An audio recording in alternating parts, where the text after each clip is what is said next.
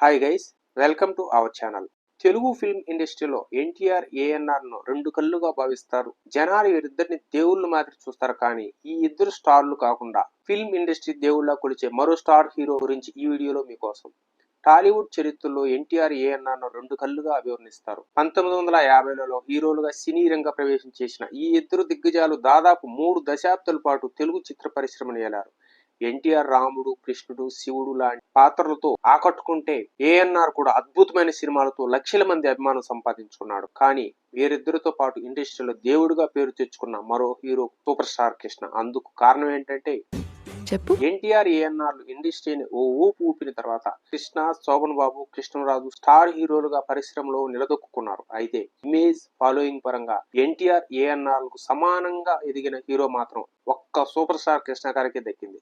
ఆయన చేసిన ప్రయోగాలు అయితేనేమి, విజయాలు కృష్ణ గారికి ప్రత్యేక గుర్తింపు తీసుకొచ్చాయి. టెక్నాలజీ అసలు లేని రోజుల్లోనే డేరింగ్ అండ్ డాషింగ్ హీరోగా సూపర్ స్టార్ కృష్ణ గారికి పేరు వచ్చింది. ప్రయోగాత్మక చిత్రాలకు కేర్ ఆఫ్ అడ్రస్ గా సూపర్ స్టార్ కృష్ణ గారు నిలిచారు. తెలుగు ఫిల్మ్ ఇండస్ట్రీకి ఎన్నో కొత్త విషయాలు నేర్పించారు. కొత్త టెక్నాలజీలను పరిచయం చేశాడు. టాలీవుడ్ లో తొలి కౌబాయ్ సినిమా, తొలి జేమ్స్ బాండ్ మూవీ, తొలి సోషియా ఫ్యాంటసీ మూవీ, తొలి కలర్ చిత్రం, తొలి సినిమా స్కోప్ చిత్రాలు పరిచయం చేసిన ఘనత కూడా సూపర్ స్టార్ కృష్ణ గారిది. అంతేకాదు కృష్ణ గారు తొలిసారిగా డైరెక్షన్ చేస్తూ ద్విపాత్రాభినయం చేసిన సినిమాగా సింహాసనం రికార్డు సాధించింది. ఈ సినిమా తొలి భారీ బడ్జెట్ మూవీగా గుర్తింపు పొందింది. సింహాసనం బ్లాక్ బస్టర్ గా నిలవడంతో పాటు 4 కోట్లకు పైగా వసూలు సాధించింది. ఈ సినిమాకు వచ్చే జనాలను కంట్రోల్ చేయలేక విజయవాడలో 144 సెక్షన్ కూడా అమలు చేశారంటే ఎంతటి ఆశ్చర్యకరమైన సంఘటన.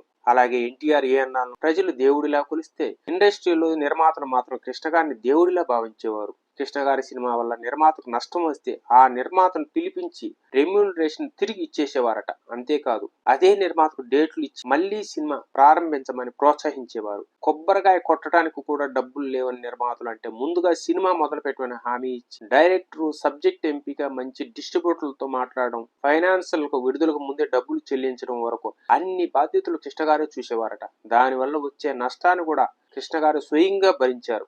ఈ విషయాలను సీనియర్ నటుడు మురళీమోహన్ ఓ ఇంటర్వ్యూలో వెల్లడించారు. సినిమాల విషయంలో కృష్ణ చేసిన ప్రయోగాత్మక కథలు నిర్మించేందుకు అప్పుడు నిర్మాతలు వెనుకడుగు వేసేవారు. దాంతో ఎవరికి నష్టం కలిగించడం ఇష్టం లేక కృష్ణ గారు స్వయంగా పద్మాలయ స్టూడియోస్ బ్యానర్ లో తన సినిమాలను తానే నిర్మిస్తూ లాభ నష్టాలను స్వయంగా భరించారు. ఈ ప్రక్రియలో నష్టపోయిన సందర్భాలు కూడా చాలా ఉన్నాయి. అందుకే కృష్ణ గారిని నిర్మాతల హీరోగా పిలుస్తుంటారు. చాలా మంది నిర్మాతలు డబ్బులు ఇవ్వకుండా ఎగ్గొట్టినా పట్టించుకునేవారు కాదు. మళ్ళీ వారికి సినిమాలకు డేట్లు కూడా ఇచ్చేవారట. అందుకే తెలుగు చిత్ర పరిశ్రమలో నిజమైన దేవుడు అంటే కృష్ణనే అని ఓ ఇంటర్వ్యూలో మోహన్ బాబు గారు షేర్ చేసుకున్నారు. తేనె మనసులు సినిమాతో వెండి తెరకు పరిచయమైన కృష్ణ తన సుదీర్ఘ కెరీర్ లో 350 పైగా చిత్రాల్లో నటించిన విషయం తెలిసిందే. ఒకే ఏడాదిలో 18 సినిమాలు విడుదల చేసిన అరుదైన రికార్డు ఆయన సొంతం. తెలుగు సినీ పరిశ్రమలో మరో హీరో ఈ రికార్డును బ్రేక్ చేయలేదు. ఇక 10కి పైగా చిత్రాలకు సూపర్ స్టార్ కృష్ణ గారు దర్శకత్వం వహించారు. 2016లో విడుదలైన శ్రీశ్రీ ఆయన చివరి సినిమా. Thank you guys. మరో ఇంట్రెస్టింగ్ వీడియోతో మీ ముందుకు.